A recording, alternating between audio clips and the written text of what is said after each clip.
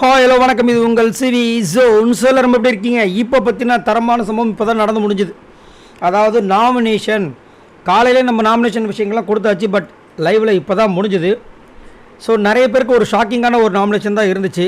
குறிப்பாக FJ shocking ஆகிட்டார். என்னடா அது நான் வரல அப்படின்னு சொல்லிட்டு ஸ்ட்ரெயிட்டாக போய் நம்ம திவாகர் கட்டி பிடிச்சிட்டார். என்னென்ன என்னை விட்டீங்க, ஆனால் நான் உங்ககிட்ட சண்டையே போடல, பரவாயில்ல தேங்க்ஸ்ண்ணே அப்படின்னு. கமருதனுக்கு ஷாக்கு, என்னடா நம்மளே விட்டாங்க அப்படின்னு.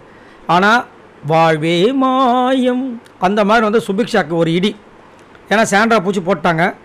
அதுக்கப்புறம் பார்த்தீங்கன்னா யார் யார் வந்தாங்கன்னா காலையில் அதே சொல்ல 10 பேர் தான் உள்ளே வந்திருந்தாங்க. சுபிக்ஷா, திவ்யா, அரோரா, ரம்யா, விக்ரம், சாண்ட்ரா, வியானா, கனி, திவாகர், பார்வதி.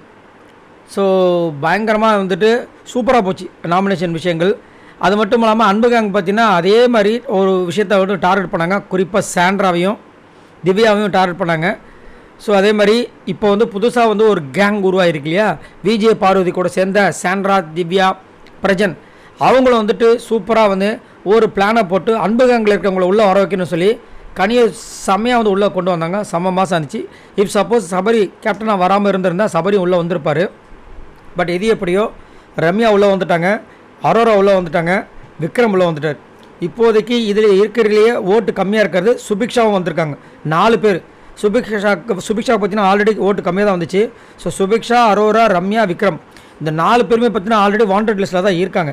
ஸோ எனக்கு தெரிஞ்ச இந்த வாரமும் கண்டிப்பாக வந்து டபுள் எலெக்ஷன் இருக்க வாய்ப்பு இருக்குது. அதில் மேக்ஸிமம் ரம்யா போகிறதா இருந்துச்சுன்னா போன வாரமே அனுப்பிச்சிருப்பாங்க.